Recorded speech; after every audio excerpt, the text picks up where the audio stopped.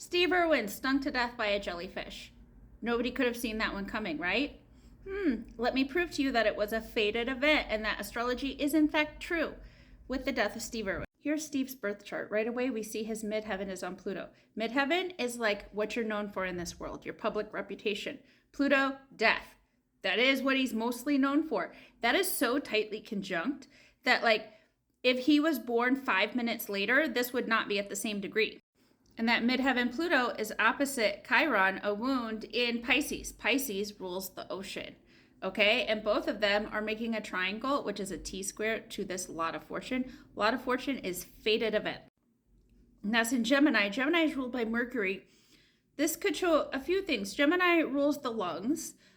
So if he wasn't breathing, it would show that. Mercury also rules small animals and it rules the brain. Okay, and it's conjunct here, Saturn. In Aquarius, he's going to learn his karma and lessons and boundaries through this fated event. And then Neptune is in Scorpio. He's killed by a sea creature in the ocean. Neptune is the god of the ocean and it rules all our sea creatures, okay? That is right over here, square Mars. Mars, like anger, aggression, sudden events. In Aquarius, the water bear. The ascendant being 0 degrees Capricorn means he's supposed to learn boundaries in this lifetime.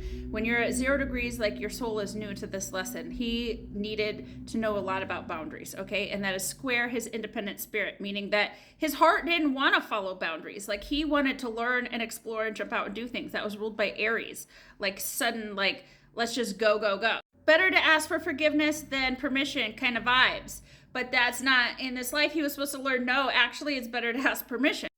North Node in Leo, if his heart stopped, the heart is ruled by Leo, but also, you know, being a little bit selfish and bold kind of is what causes demise there. Now, this is the chart from his actual death, okay? And we see the ascendant is at 29 degrees and 56 minutes. That means like literally 30 seconds later, it would have moved into Capricorn, but it was still in Sagittarius. That means it's ruled by Jupiter. Jupiter is over there in Scorpio. Scorpio, the sign of death, and also a water sign, okay? And trine Uranus, unexpected events in that Pisces, the ocean, okay? And that's opposite.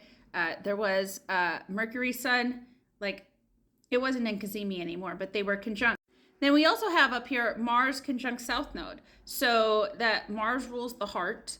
South Node is a point of release. So I guess his heart stopped beating there, and that is square that Pluto, ascendant Pluto, and ascendant being together means that he directly caused his own death, which is true. This Pisces is also ruled by that Jupiter, which again, the ocean ruled by the Jupiter, that over here was Scorpio, which Scorpio is associated with death, and Scorpio is ruled by that Mars, which Mars was on the South Node. And that's in Virgo, which is ruled by Mercury, which is right there in Virgo, okay? That's something you do in astrology is called dispositing. You always just look to the next ruler until you get to the end of the chain, okay? And then all those planets that are in that chain are working together to do something. Then we have that Saturn, you know, his natal chart ruler opposite Neptune. He was learning restrictions and boundaries around those sea creatures. Him, the bold Leo, like coming in to Aquarius, the water bearer that likes boundaries, that is like, hey, get out of my face. The midheaven there is conjunct Lilith, like your dark desires, like you just couldn't help yourself.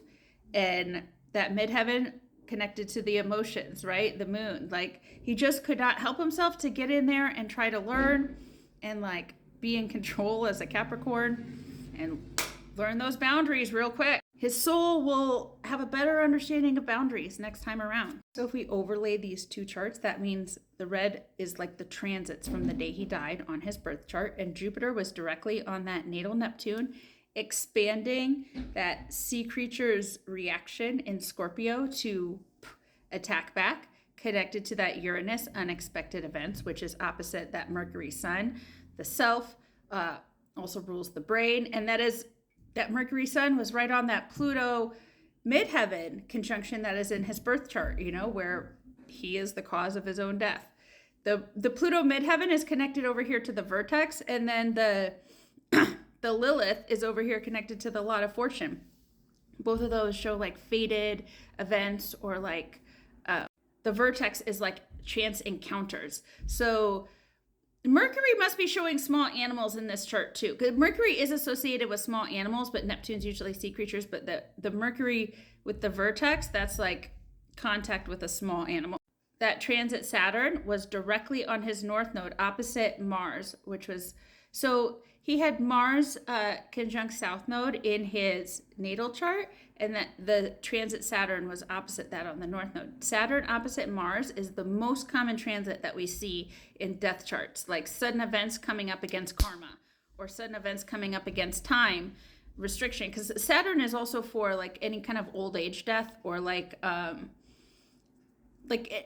kind of medical death will be ruled by Saturn. So like basically any kind of medical emergency. So you have to see what houses and sign it's in it to like tell what type of emergency there, right? So it's in like Aquarius, which is ruled by that Saturn, and Leo, which is rules the heart, and Leo is ruled by the sun, which is over here in this Virgo, which rules health and is ruled by Mercury, that little small creature. Okay, so like that little small creature taught him boundaries, stopped his heart, and I think there might be some neural toxins in there too. Oh, and Mercury rules the nerves and the nervous system. Is it like a nerve paralyzer?